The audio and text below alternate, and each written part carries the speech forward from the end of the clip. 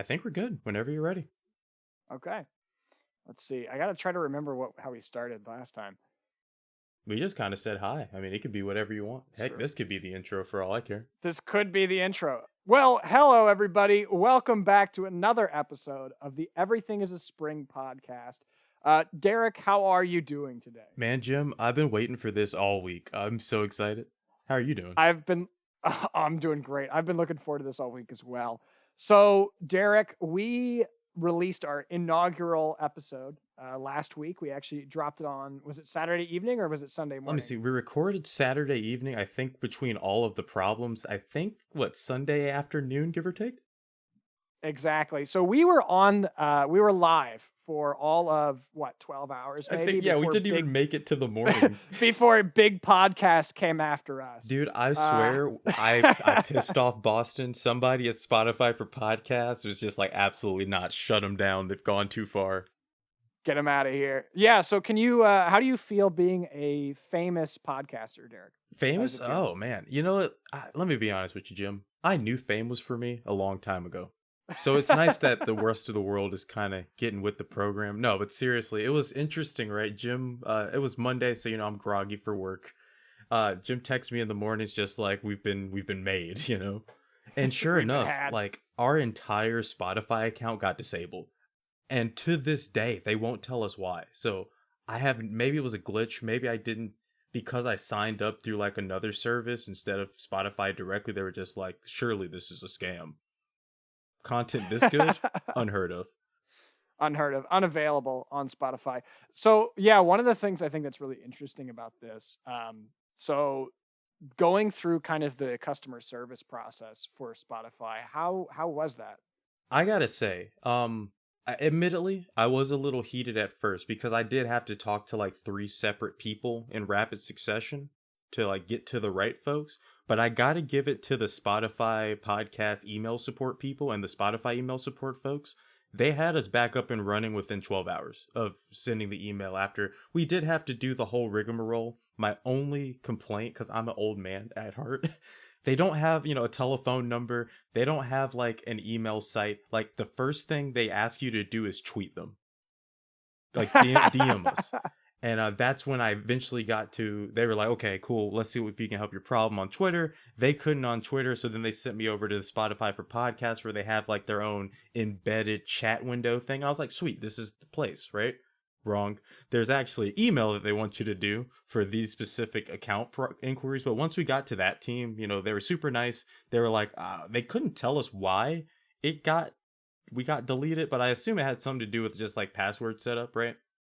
Okay. So now instead of like signing up through Google, we just sign up through Spotify for podcasts. But we're back and running. We're up. We're up. We're up and going. We're up. Absolutely. We've I think this has re-seized been the radio station. Raid. Raid? I think one of the really interesting things with these like really large technology companies, and it's kind of frustrating, right, is like the complete lack of being able to like call somebody, right? Like to me, Yeah, like I want a support Spotify, line. Like, give me a customer service. yeah, No, I'll sit on hold for a little while. absolutely, but like let me talk to a human being, right? Ugh. And like Spotify, I just looked it up, right? Spotify is worth almost $30 billion with a B. Oh, the B? With a B billion. You can $30 afford billion a dollars, phone call. and you can't have somebody on the phone? Maybe is that Like, just like is that what new software companies are trying to like kind of get away from? Because to be fair, right? In our defense, are we millennials or Gen Z? I can't remember. let's see. I was born in 97. You were born in 98, right? Yeah. I think we are technically like, I've been told both. So I think that I identify more as a millennial, I think. Right. Because like we're not like I didn't grow up with a cell phone. Like I got my cell phone when I was like 16. Yeah, my Right. first cell phone was one of those like singular wireless Fireflies where you could like click your mom button, click your dad button, or call the cops, and that's it. Yeah, exactly. Like my first cell phone I got when I went to camp, right? Oh Like I yeah, was going to be away for the whole summer, and so they were like, "You need it's some kind time. of way to call us. Here you go." Yeah. Um. So I think to me it was just kind of strange that like Well, anyway, so I think I identify more as a millennial, and I don't really feel like I connect as well with like my younger peers, right? I'd Like, so agree. even, Like we don't you feel know, like Gen Z, but I think by the numbers, unfortunately, we fall like at the last year, or maybe I do. Maybe you're clear in '97. You know? let's see. I think Oh yeah, I keep forgetting we when have the internet. This is an we have option. the internet, when does the millennial generation end? This is a good preload. Like we need to get Oh, down this to the bottom of this. we're getting to welcome to the preload on the Everything's a Spring podcast. Okay, so according to Google USA Today, millennials are between 1981 and 1996. Uh-oh. Anyone born after that is in a different generation. Um, Gen Z apparently is anyone born between obviously 1996 and the early to mid 2000s. Oh no. So technically, We're I the guess Zoomers?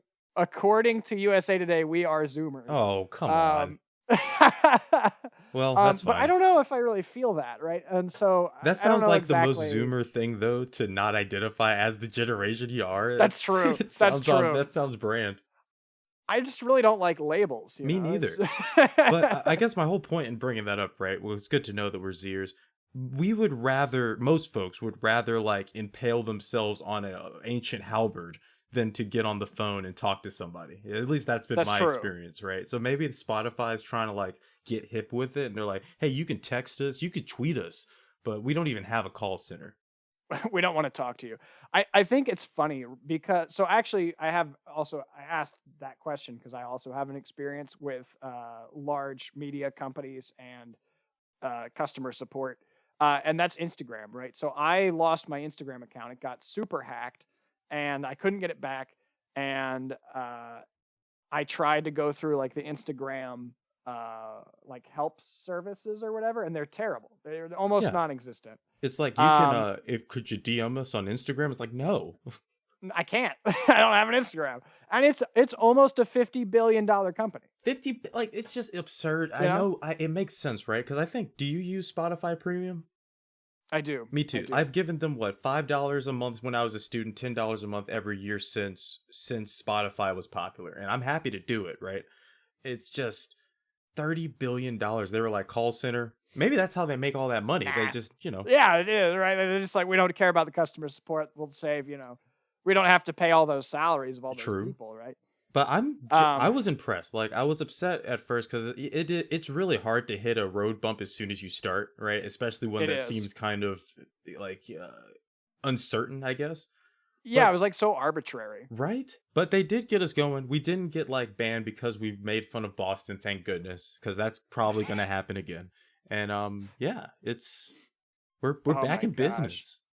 Episode So two. yeah, so what we've learned, I guess, from our previous episode is you can't make fun of Boston Mm-mm. because Spotify will shut you down Censored. and, immediately. And also, like Spotify customer support, actually pretty good. That was You just have really beneficial. Like it's good to know in case like we were to get hacked or lose a lot of data, or we want to move to another like I guess hosting platform, because we do right now at this point, episode 2, we host through Spotify, or Spotify for podcasters, which used to be Anchor FM, a super popular. mm, I guess they, in that $30 billion, they ate it up. they ate it. They Ate ate it it. up. They conglomerated. But it rocks. I don't have app. We had to make an Apple account and stuff, so our folks with iPhones, Oh yeah. imagine. Sorry, that's the one that gets us. Everyone loves iPhone. I get that it's like the most popular phone, but I'm a big Android guy. I don't know. Windows and Yeah, Android has done me good.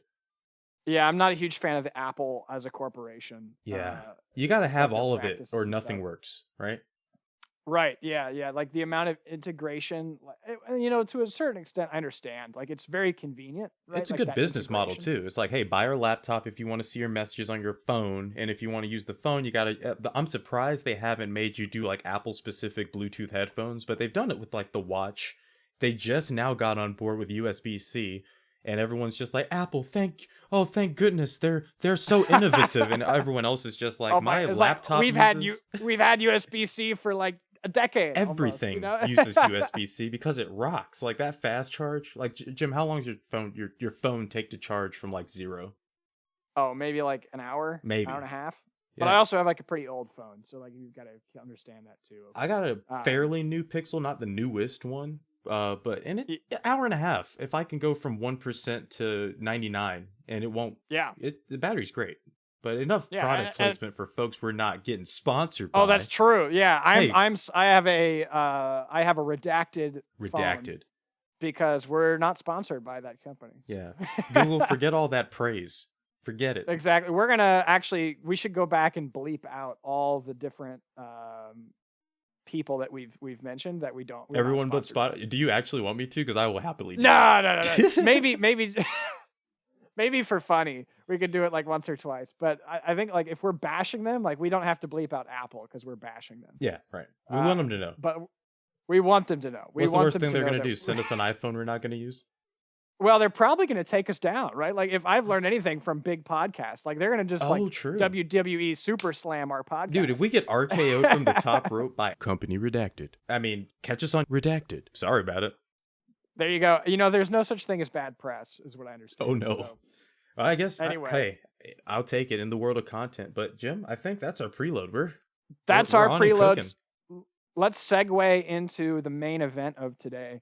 So, moving on from our confectionery catastrophe last episode that we covered, I wanted to kind of experiment with, what else is out there? What are other kind of weird spills are out there? So, Derek, to follow up the preload with another small preload, Oh. what's your favorite type of beer? Ooh. Oh, come on now. That's a tough. You giving me all these hard. This is like going on to a political like show as a candidate. They're just throwing hardball after hardball.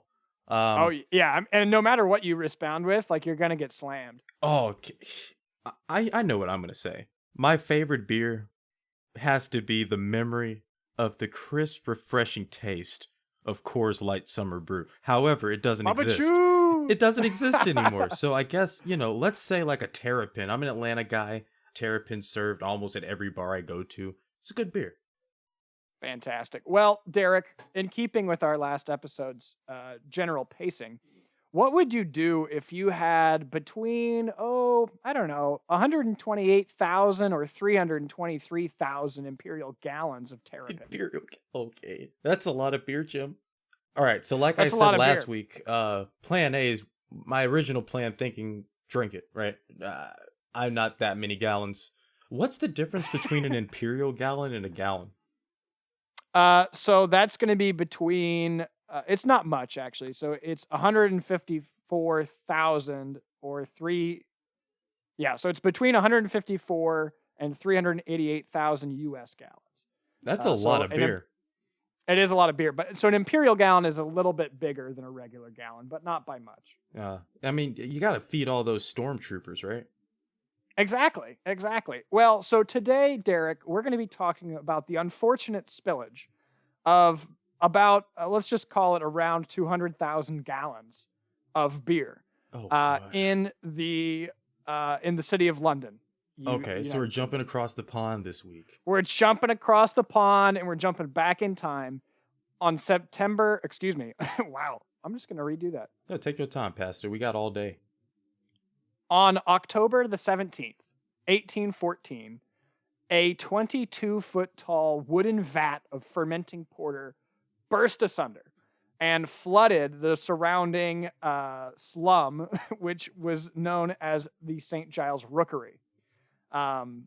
In the ensuing incident, 8 people were killed. 5 of them were mourners at the wake of an Irish 2-year-old. Oh my goodness. Right behind the brewery. Have they not done enough to the Irish? Come on. This was 1884, no. You said? This was 1814. 1814. So let's talk a little bit about the kind of the lead up to this event, right? So think about how sad that is. You're already mourning the loss of a child. And the one thing you want is like, okay, let's just go out with the family, remember them as they were, and have a beer together. Nope. You're gonna have way too much beer together. Be careful what you wish for. Be very careful what you wish for. So so to go into a little bit of background for this, the brewery was called the Horseshoe Brewery. And again, it's right basically on the front side of the slum in London. And this is right at the height of like the Industrial Revolution. 1814 is like kind of right in the middle of the industrialization of the first industrialization of London and of England as a whole. And so they basically, they make these enormous vats of beer. They're 22 feet tall. They're about 18,000 imperial barrels, which is so many weird measurements. It is, right? It's A just a barrel's an huge official amount. measurement in this It context? is. It is. And it was one of the largest vats in London used to brew beer. And again, like 22 feet tall. This is a large big container. boy. It's a big boy. And basically, these are just like giant barrels, right? So they have these big steel hoops or iron hoops, I guess, that are used to like wrap around the tank and like hold everything together and strengthen it. Oh, so right? this is like pressurized too. Like barrels are meant to be strong. Yeah, like they've got to be, right? Because again, like you're holding it's a small dam, right? Yeah. I mean, I have it's a a lot of goofy beer. question for you, Jim, right?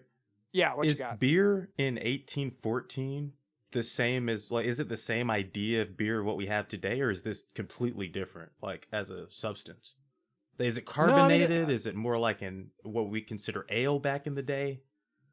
No, I think so. I think it's fairly similar. I'm not a beer expert, Me but neither. I think it's fairly similar because the way that fermenting actually works, that actually carbonates the beer at the same time, because the yeast is basically producing carbon dioxide and alcohol. Yeah, that's a little And thing so I know about. Alcohol fermentation slaps. Exactly, right? So, I mean, Derek, do you want to talk to us a little bit about alcohol fermentation for a I mean, minute? you pretty much hit the nail on the head, right? The yeast is going to usually we think of beer as what? Yeast, hops, and water, right? And this is going to cause a chemical reaction. The long and short of it is one of your byproducts, like you said, is going to be that carbon dioxide, probably a little bit of water, and some, trace materials or whatever the type of hops you did, right? Beer expert, if you ever want to hop on the podcast and tell us a little bit more about it, happy to have you as a guest. But that's the long and short of it. You hit the nail on the head. And Okay. to my understanding, you can make things more or less alcoholic based on the types of materials and how long you let them ferment and under what circumstances and temperatures. We could do a whole episode about the brewing process, Yep. Absolutely. So, one of the things about, fermentation that we mentioned in touch and briefly, right, is that it releases carbon dioxide. Well, carbon dioxide is a gas, and gases differ from liquids in a very important way, and that is that gases are compressible, and that means that gases are springs. Gas is a spring. Gas is a spring, so you can compress gas, and then if actually people do this all the time, it's used very commonly. So if you have compressed gas, it can be nitrogen, it can be air, it can be argon, your refrigerant. Dioxide. Absolutely, right? So that is actually being used to basically store and then release heat energy to cool a refrigerator or like your house, right? So it all runs on the same concept, right? So, but the important thing there is that because it is compressible, gas is actually quite dangerous, right? So you have, Jim, if you think about like hydraulics, right? Like, so a hydraulic line, one of the beautiful things about hydraulic line is you can put like 3,000 psi through a tube, and if one of those tubes bursts, basically you just like spray hydraulic fluid everywhere, and then it's done. Right. If you have a 3,000 pound like air cylinder, for example, and you knock a hole in it or shoot it or whatever, it will explode because the very quick release of all that stored energy is basically just going to cause basically it to become a rocket, right? I mean, so I'm sure we've all seen. I'm intimately familiar with this, Jim. Like, I don't know if you remember, please tell. Right after 2020, before I started working in labs, I worked for a company Redacted here, and it was a gas company. Like, we did refrigerant and reclamation, and I saw the dirty underbelly of what that was. But one of our main training centers, because, we had, like, the warehouse floor, and I just want you to imagine hundreds of different types of cylinders stacked pallet by pallet, all as far as the eye can see, right? Everyone's dealing with these. We got forklifts, heavy machinery going. We're moving gas everywhere. And like you said, one of the first things they teach you from a safety point is if you ever, one, drop a gas cylinder in on your life, don't try to catch it because they are very heavy. And two, if you ever hear that noise or see one flying, there is nothing you can do but get out of the way. I only saw one like propane sized cylinder have a valve failure, right? So it didn't launch up in the air like one of those like more cylindrical tubes that you're used to. But this thing spun around. You would have thought it was a centrifuge on the warehouse floor until it ran out of juice. A lot of pressure. It could easily knock you out. And our most concerning worry, right, is you have one gas cylinder launch, hit another, and then cause this pseudo chain reaction of pretty much an evacuation policy. There's nothing you can do to stop it. So that's my little. I know a lot about gas. So yeah, so one of the interesting things about fermentation, right, is that it produces gas. And one of the ways that you can use fermentation to your advantage, depending on what you're trying to do, right? So if you're trying to carbonate a beverage, what you actually have to do is you actually have to keep that under pressure, right? So you actually have to seal the container completely so that that carbon dioxide is actually forced back into the liquid and becomes saturated.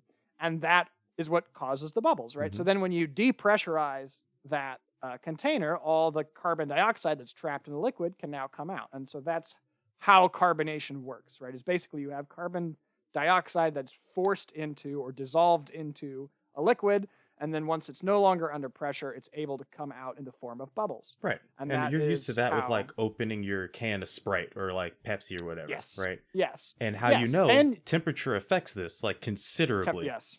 Yes, it does. Because gas also reacts very, how would you say this? It is very sensitive to thermal expansion, right? So hot gas is much, quote unquote, larger than cold gas, right? So cold gas takes up less volume than hot gas. So if it's a hot day, well, I guess it wasn't really, wouldn't have been too hot. But in that's London, not the point. So I guess this was pre-industrial revolution, right? This is kind of in the middle of it. So this is 1814. Aye. The Industrial Revolution, let's see, when does that officially kick off? So the Industrial Revolution kind of, it looks like, let's see, the first Industrial Revolution begins, just give me a date, come on. All right, yeah. So starting in Great Britain, basically the first Industrial Revolution is supposedly anywhere from 1760 to 1840. Okay, so we haven't done nearly enough damage to the atmosphere for climate concerns to even be they weren't even thinking about this. They're just like, pump all the smoke in the air. No, yeah. I mean, and one of the reasons that Great Britain was actually such a huge industrial revolution powerhouse is that Great Britain was sitting on this amazing reservoir of like coal, right?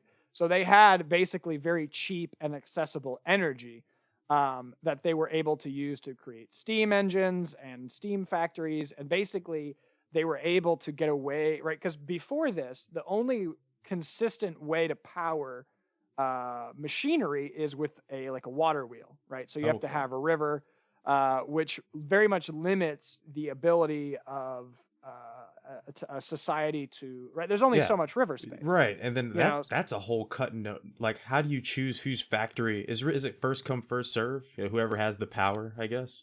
I guess so.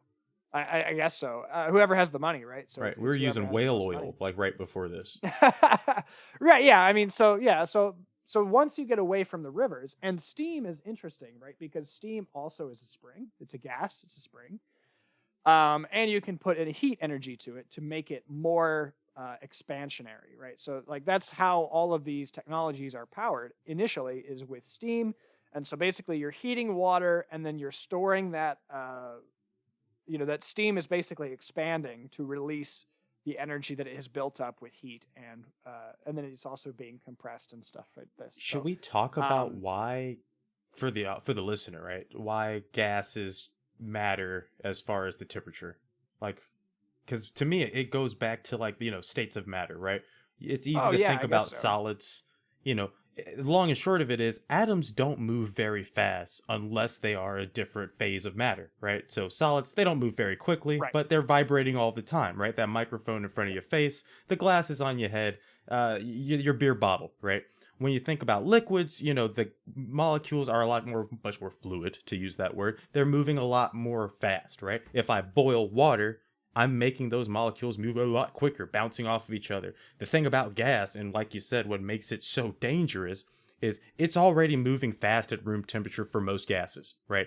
It is, Yep. think about all of these. I guess a good analogy is think about a bunch of pinballs, like in a cup, and you put your hand over the cup and shake it up.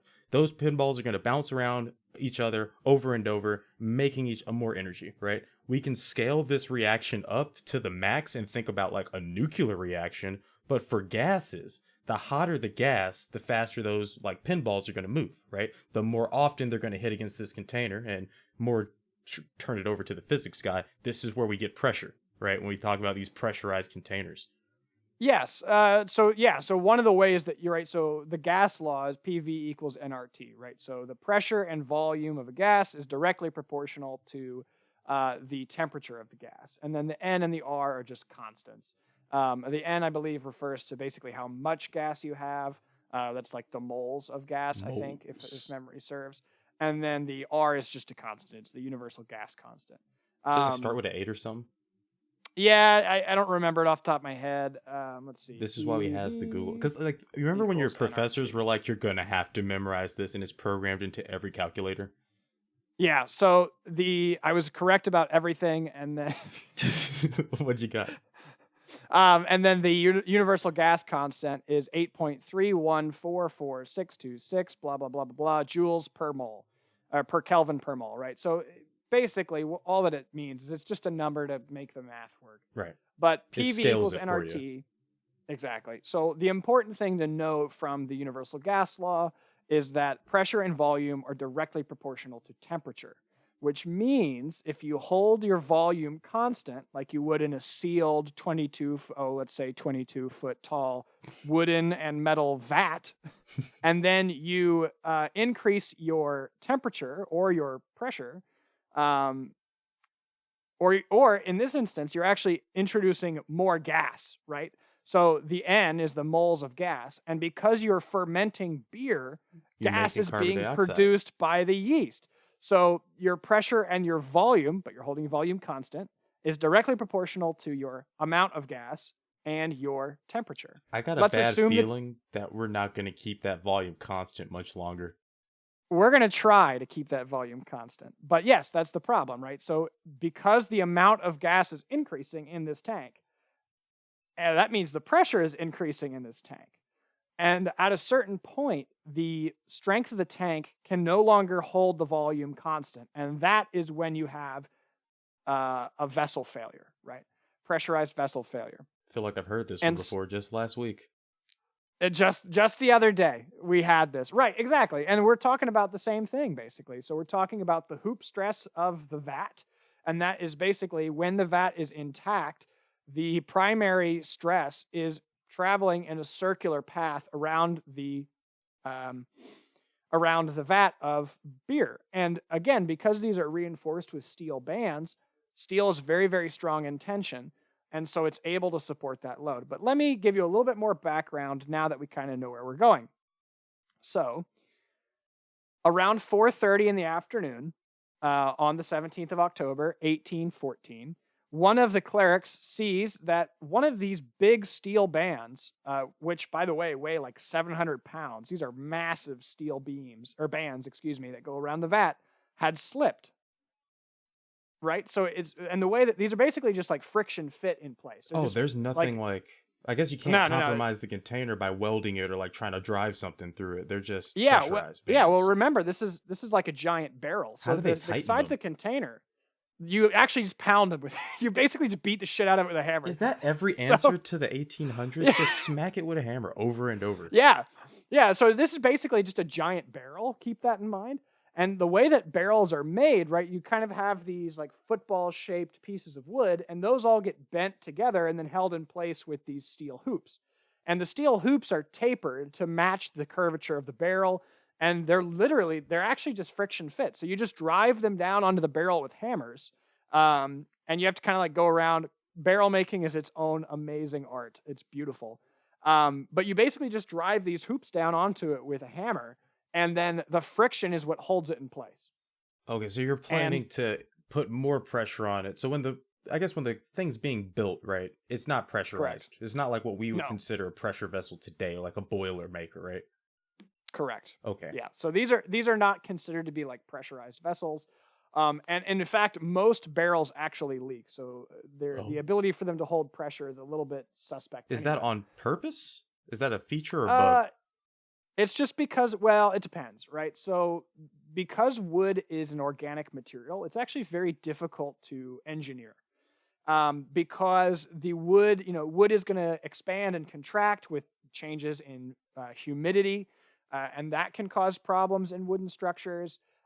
They are also what's called anisotropic, which means that its material properties are different in one direction as opposed to the other. For example, wood has grain to it. Right. So all the fibers of the wood are moving in the same direction, which means it's very strong along that axis. But then if you're like trying to split that, basically it's very weak, right? So Oh. if you're Is if this you're why meat's bending it, tender with grain? Like it's try easier that for one your more time. teeth to cut through meat, like in the same way? If you're like, Uh, I'm not as familiar with the structure of meat. yeah. Anyway, like uh, like it's why you cut a 2x4 a certain way if you're trying to do certain things. Like if you're using like when we were using hand tools, right? You'd always tell me if I'm going to shave wood away, you want to go with the grain. right, yeah. So you want basically to be, yeah, because you can cause the grain to split, and that will actually help you when you're shaping the wood, right? So yeah, you can utilize that property to your advantage, but it does make it actually pretty difficult to use it as an engineering material because it's going to behave differently across different methods of loading. And so, uh, but anyway, so these iron hoops, one of them slips down.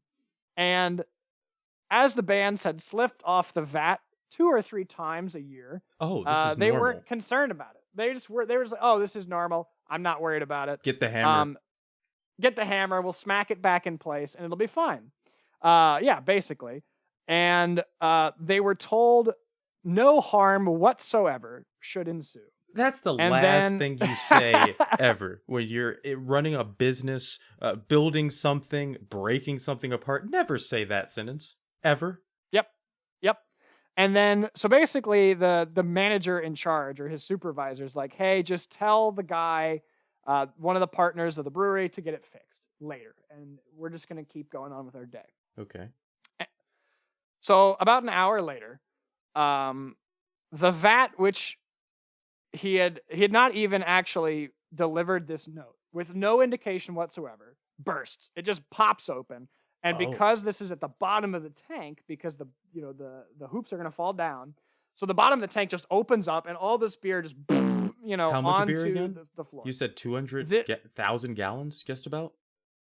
sort of. So initially,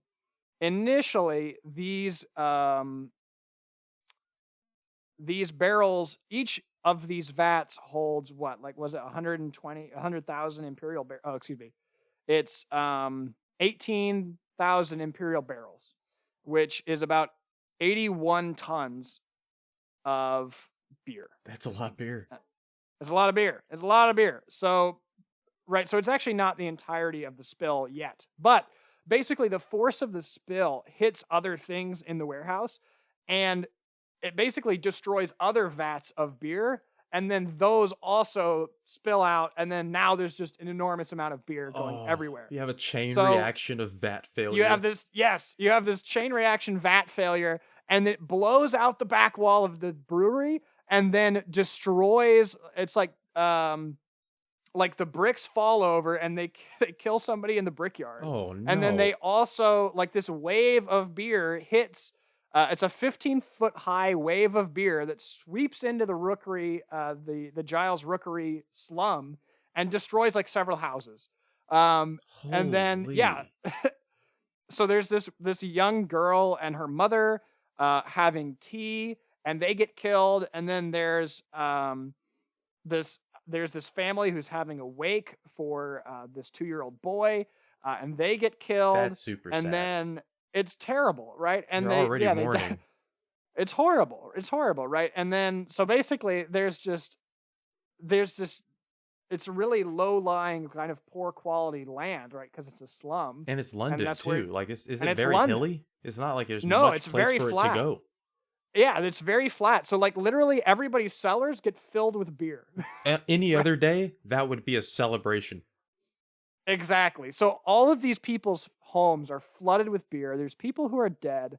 Many people who were in the cellars literally had to evacuate their cellars, or they would have drowned in the beer. Sheesh.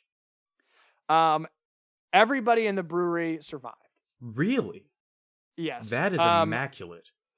3 workmen had to be rescued kind of from the wreckage, but they just got pulled out of the rubble. And then the superintendent and one of the workers were taken to the hospital nearby. So obviously we have this tragedy. But it's the 1850s, or excuse me, it's 1814. So one of the things that is really quite terrible, right? Is that basically the process for this is that obviously people are pretty pissed. Right, I'd be mad. This has happened. Yeah, You'd be pretty your mad. neighbor gets taken asunder. Yep. And so one of these things that happens is called an inquest, the coroner's inquest. And what that is basically you're reading out kind of the details of the victims, and then you're going to have like a little thing that determines whether or not like there's fault, right? Oh, so is this like an insurance thing, or is this just like a municipal keeping the tally? Like, bring out your dead? It's kind of both. So it's, from what I understand, and I'm not super well versed in British law from the early 1800s, but what I understand is that basically this is like you have a set of jurors, and they're going to go like review the scene and like see if somebody is like considered at fault and will have to pay like reparations or whatever. Oh, like you didn't make things right legally. I don't know how that works exactly, in Britain, but like yeah. Like blood gold type stuff. Anyway, Oh, sheesh. so all these people died, and then the coroner, they go and they like go look over the scene and what happened and all this, and the jury returns a verdict where basically they do interviews of all the workers and stuff like this, and they say, okay, well, the hoops on the vats had failed 3 or 4 times a year, but without any previous issues. They also talk to like some of the landlords of the various estates around, but like, and then like they're talking to like the people who own the brewery and all this. And keep in mind, like this is all happening, and the jury is all happening. Who are they talking to? Like the jury? Like who have I mentioned as people? Yeah, like they're all interviewing. Folks that talk like represent the company, right? Like the workers. Pretty much, yeah. Like so, it's all none of the people they talk to are like the people who actually got hurt. Wait, they didn't talk to like the folk. Oh, because you did mention this. I wasn't going to bring it up then, but you mentioned slums. So this isn't a rich neighborhood. This is folks without representation. These are people who literally they live in a slum, and they have like no representation at all. And this is the verdict the jury returns. Right? Okay, here we go. The jury returns. The 8 victims had lost their lives casually, accidentally, and by misfortune. If I ever get my death like noted as casual, I will make Ghost to haunt them. I will find out how to become supernatural. That's casually, accidentally, and by misfortune. Basically, they were like, this was an act of God. And there's no liability that the brewery has. I never heard about a beer flood in the Bible. Exactly. They just wrote it off. Like that's the modern equivalent of just like writing it off. 8 victims, you said total? Yeah. So 8 victims. So basically, what happens, right, is the company, the brewery, does not have to pay any compensation whatsoever. What? Right? No compensation. They just run with it. They just run with it. Now, here's the interesting thing, right? So the company basically, even without having to pay compensations, they would have been sunk, right? Like they would have gone bankrupt because the loss of the beer, the damage to the building, the replacement of the vat, all that would have cost in that at that time £23,000, which is just an obscene amount That's of like money. you're a millionaire back then. Exactly, that's a lot of money. So what they do, right? Because this is England, they petition Parliament and they recover £7,250 from like basically excise taxes, so they don't have to pay the excise tax, and that saves them from bankruptcy. Wait, so this And then they company go, causes this travesty. They write yep, a kindly worded letter to Parliament, which is, let's go ahead and leave that there. And they actually got, what, a third of the costs covered? basically, yeah. So they got a third of the costs to the company basically recovered as not having to pay that taxes, and then they went back into business For our doing the same viewers, thing. gentle listener, corporate bailouts have always been a thing, whether it's the Roman Empire, freaking industrial England, or now. This is a theme we're going to see, and it keeps happening. That's you just described a corporate bailout, except in British terminology, and it sounded like pinky up. Yes, exactly. So what can we learn from it? And then so afterwards they go into business again, and they don't even they're still in business until 1921. So they actually have a pretty long run. Any other And accidents reported? Like, did they fix not the not yeah. regulatory issue? So one of the things that comes about because of this is that large wooden tanks are phased out of the brewing industry and they're replaced with lined concrete tanks. And those Okay, are much so more something stable. that can fail without catastrophic consequences. Like you would Yes, notice a in crack in theory. that before something just falls off of the dang thing. Right. But it's important to note at this time, it's not because of the litigation. It's because of just the enormous cost to the company that this wooden vat caused, Oh, basically. so they weren't trying It's to not, save lives or anything. It's just like, did you no, see that no. almost bankrupted that beer company? We can't Yeah, let that like, be us. exactly. They were like, look, this wooden vat cost us £23,000. We got to find something better. It has nothing to do with the God. people in the slums. Oh And yeah. and so That's so what I sad. learned No what I justice. learned from no justice at all. What I learned from this particular story is that if you're going to open up an industrial setting, Yes. make sure you do it next to the really poor people I because think they're not going to be able to fight back. I have a bad take. I think that every power company from like the 1800s to now figured that out. Like Oh yeah, I don't see terrible water runoff in the rich parts of town. It's always downstream. It's always like past where the clean water facilities are. I don't know if you've ever played City Skylines, but this is like a fundamental part of like building your city. It's like, oh, yeah, put the wastewater where the non-residential areas are. Like we'll keep the industry over there. And yes, it's interesting how city planning has changed, but how as far as the socio-economic part of it, it really has stayed similar. Like, it has, right? that's really And sad. and I, it is, and I think it's just unfortunate, right? Because like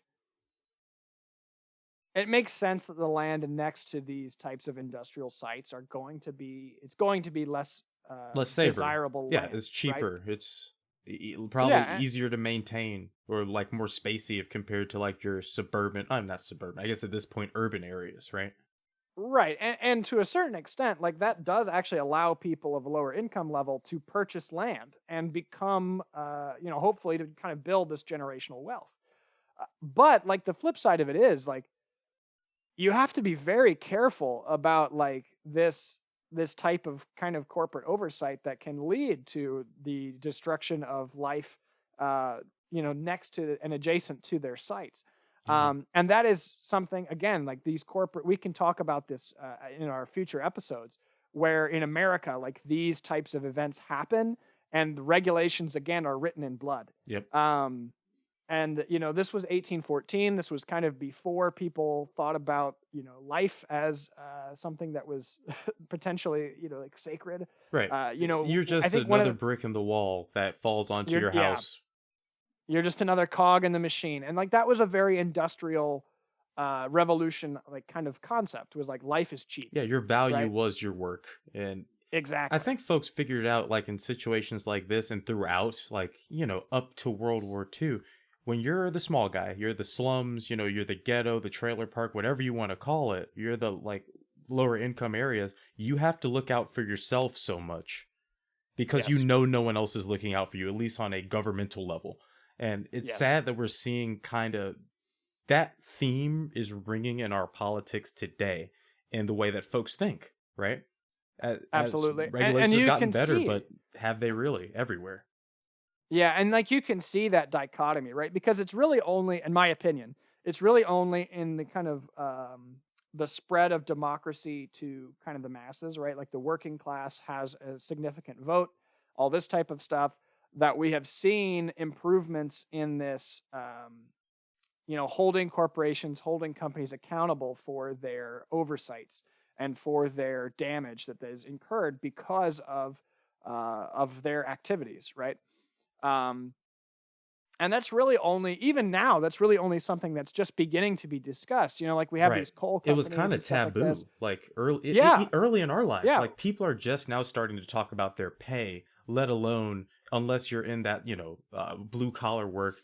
Folks don't talk about unions like they should, in my opinion. right. Well, that's a whole nother discussion, right? Because like the power of the unions have been eroded immensely since the Oh, '80s. you said But since the Reagan administration. I looked into yeah, that after you mentioned it, and it's interesting how some of the themes that we're seeing back then, we're getting carbon copies of them today. And I'm sure we could yes, talk about regular. I'm sure that's going to be a recurring theme in our podcast because we've talked about two engineering disasters of similar scope, right?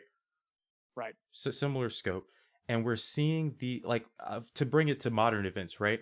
UAW, people think about like the United Auto Workers Union or Union of Automotive Workers. They think about money right now because all of that blood has been spilt. Like my own correct, grandfather, he passed away in Flint, Michigan, worked for General Motors his entire life, lost two fingers, and kept working for him until retirement, right? And some of those events, like where people get hurt, genuinely shaking hands with danger, so to speak, like as our friends over at Well There's Your Problem would say, it's not all about money, right? Someone's father passed away, someone's brother died in the 50s because there wasn't any oversight. It was all correct. about getting money to the corporation. And I think people need to understand the scope of why unions are important past just pay. Pay is important, don't get me wrong. That's the whole forefront of capitalism, but it's a lot more than that now. Yeah, I mean it's the safety, absolutely. And I think part of that too is like we have to remember like this is a fairly new concept. Like the idea that um, individuals have protection against these larger Yeah. corporations is a relatively new thing. I mean, even just since like the '50s and Shoot, '60s, people would you feel know, hopeless if something, dam bursts near your house because of a work failure. There would be no restitution for the folks downstream, so to speak. But yeah, now it's and happened enough absolutely. times where actually folks are getting a voice. It's not powerful voice, unfortunately. It's getting there, but like you said, Jim, the mindset has to change, right? Absolutely. Yeah. So, but anyway, yeah. So that is the London beer flood The London um, beer flood of 1814. of 1814, which released about, I'm just going to call it around 200,000 gallons of beer into the Giles Rookery slums, and resulted in the deaths of 8 people. It's really sad. I mean, It I is. realize that's going to be a recurring theme because we wouldn't. I What? mean, we can learn from it in hindsight, right? But Yes. it's Yeah. it's tough that like my mind goes to that family that was mourning their child. That's already the hardest day of your life. Then to have to suffer even more, and then their extended family suffer. Let me Yeah. It's ask you horrible. one last question on the engineering disaster here. In your opinion, as an engineer, preventable or not? So it's tough, right? I think because you have to keep in mind like what the time is, right? Right. It's 1814. We don't have nearly the engineering knowledge that we do now, and we don't have nearly the kind of the again like the mindset was very different. So I think to me like the fact that these hoops were slipping off multiple times That should have been a over the warning course of the sign. year. that should have been a big warning sign. But I guess in their Um, minds, it's like it wasn't a problem last year, it wasn't a problem the year before. No one got hurt. We got it fixed right back correct. up. It's getting used to something. What's the word for that? Oh, Complacency, normalization. Yeah, or normalization. complacency. Yeah, Um, yeah, and so normalization is actually really deadly because even with proper engineering knowledge, there's this thing where it's like, okay, well, technically, by the engineering, this shouldn't work or this is dangerous or whatever, but it's happened like 20 times. So like, how dangerous is it really? But then it's that one time that gets you, right. It's the right? entropy of what you don't know, like the one variable you Exactly. can't calculate in the moment. It's Exactly. And the and my temperature that opinion, day could do it. and what I think happened, right? Because we're reading this, the barrel was, or the vat, excuse me, was almost full. Like within 4 inches from the top, it was full. And obviously, you're brewing, so you have this pressurization that's happening from the release of the carbon dioxide. I think what happened was basically you have obviously the weight of the beer, which is significant. And then you also have the building pressure of the carbon dioxide that is also adding pressure to the vat. So I think what happened is basically you have this iron hoop that falls down, and so it's no longer reinforcing the vat. And then this building pressure eventually is just enough to force the wood open. And then once the wood is forced open a little bit, that pressure again, like you're no longer acting in tension, you're acting in bending, and so it's able to bend stuff out of the way and just push its way out into the building, which obviously is high pressure water. Fluid streams can be quite dangerous, and that ultimately leads to a cascading failure and then the destruction of the back wall, which collapses onto somebody, and then this 15-foot high wave of beer out into the street. That's hard to think about, Um, you know? it is. It is. So I would love to know. Obviously, the vats are long gone. We can't really look at them, Right. but We can that would learn be from it. my suspicion. Yeah, and then again, like with the wood, right? Because it is expanding and contracting with humidity and temperature. It's got to be holding some of that Um, liquid over time, right? well, there is Within the that, but structure. you got to think about these hoops, right? Because steel does not expand or contract with changes in humidity. That's very important. So what happens, and this is what I suspect, is like it's October in London. That means the temperatures are coming down, which means that the relative humidity in the air is starting to decrease. So the wood then is actually going to shrink because the moisture from the water, from the ambient air, is going to come out of it and it's going to shrink. And that's going to allow that steel to drop. Oh, so it's making it like looser than like you said. You Correct. pound the hammer on around the rind And to. that's when you would need to go back with the hammer to pound it back up into place so that it's now tight again. Right. That's What it's what good I that they phase these out. It's so many It points of is. failure. There's a lot of points of failure. And so what I suspect basically is that if you were to perform an engineering, uh, like this is how we should be maintaining the tank, um, probably what you should be doing is every so often you need to be going ahead and tightening those hoops as it gets colder in the year. Right. And then as it gets warmer in the year, you have to be careful because the wood's going to expand, and that might actually force the hoops down. So then when it gets colder again, it might tend to drop. Um, so that's what I would say is like there needs to be a maintenance schedule, Yeah. and I don't And a think way to that would have been measure followed, the and a pressure way to of measure those it. rings.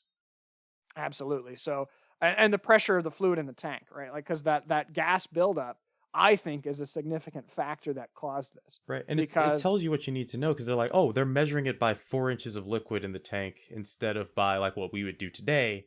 Have a sensor in there, actually detect how much air is pushed against the sensor. All the time, or at least on a schedule. That just doesn't exist in the 1800s, right? no, it doesn't, and it couldn't, right? Like they just didn't have Did that. they have Well, I mean, they do release have pressure valves or gauges. something? Maybe, but not in brewing. I mean, this is Yeah. 1814. This is still pretty early. You're not building The height, aircraft. yeah, I mean, even the height of steam is yet to come, right? So like the height of steam is like the 1860s, 1870s. Sheesh, so we haven't even So gotten to like the good stuff. no, I mean trains are like still pretty early in their development, right? So yeah, it's hard to say if this was preventable or not. I think it could have been prevented, but I think it would have required knowledge from outside of their time, Right. right? Or just, I mean, the other thing too is like, this is a business. Again, they're trying to make money. Why are we going to waste time True. pounding these hoops up into place when they're already in place? Just wait for them to come down and then fix it later. Yeah, and I guess And that it's changes the happened. way we look at manufacturing, It is, right? preventative And so maintenance.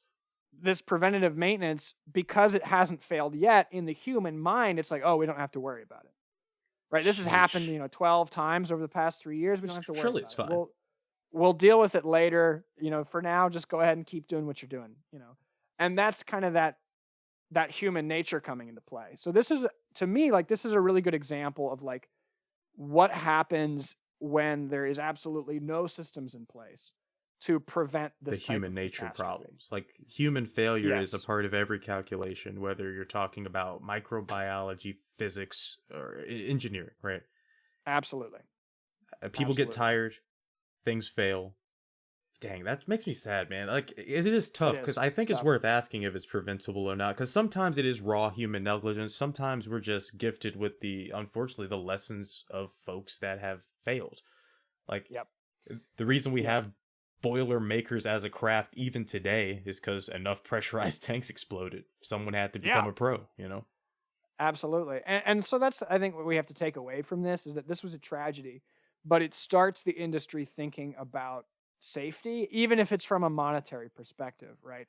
Um, and that is going to eventually start leading towards, and this is something that people point towards, is like, we don't want this to happen again, both from an economic perspective and then as kind of a more modern listener from a moral perspective, of like, this is kind of what can happen when there's no safety guardrails in place to keep us from just again, like, human nature is very hard to change, and that's why we put systems in place. That's why we have regulatory bodies that kind of check that recklessness, I guess, if you want to call it that, that is so easy to fall into, especially when it just becomes routine. Yeah, So, like you said, normalization. But Jen, that's yep, an episode, man. Thanks for sharing that story. That's absolutely, actually it's kind of interesting how it's similar to what we talked about first episode, yep, but it has a lot of deviation because we're talking about different. Gas is significantly more dangerous, right? yeah. Like, And we're talking about like a different time. Like, to me, one of the things that's really fascinating about these two different scenarios, the Boston molasses yeah, flood and then the London beer flood, 100 years, is it's 100 years. And the Boston the Great Molasses Flood was like the first class action lawsuit. So like, you can see and like, the people were held accountable. right? They were like, no, you are accountable for the damages that your company has caused, even if you didn't like do it intentionally. Right. You still Like, have to take you still responsibility have to take for responsibility. it. Shows, I mean, it's a scare tactic for the companies. Like, get your stuff together because if this happens again, it's an It'll indirect way cost of you. saying exactly. Here with your London example, 1800s, no slap on the wrist. They died casually. Yeah, that would piss me off. Yep. Exactly. And it's so callous, right? Right. Um, It's not even. and It's so in your face. it is. No It's so sympathy. callous, no sympathy, and to me, like, it really is indicative of the time, Yeah. right? And like, thank goodness we live in kind of the modern age where people have empathy for each other, and people value each other just as human beings and not just beyond their economic status. Because that's the whole reason that there was no repercussions, is because these were just slum dwellers. Yeah. They These were didn't just the think of them as poorest of the people. poor. Yeah. Yeah, they're dispensable. They're disposable. Their lives were not worth the beer that killed them. I mean, it's so sad, right? Right. So yeah, so not to end that note on a downer, but thank you so much for tuning in to another episode of Everything is a Spring podcast. Everything's a spring. Derek, everything's a spring, even gas, even beer. Derek, do you have anything you want to plug? Not specifically, but I do want to make sure folks engage with us. This is our second episode, so make sure you follow us on Twitter at AllAreSpring. That's ALLARE Spring. Tell us what you like about the episode. Tell us what you didn't like. If you're from Boston and you're pissed, let us know. Go ahead and if you have any podcast episodes, we want to make sure that we get a backlog of content so that y'all can keep hearing our voices every week on a schedule. Awesome. Thank you so much, Derek, for tuning in. I had a great time. Thank you for listening. And let's bounce. Let's bounce.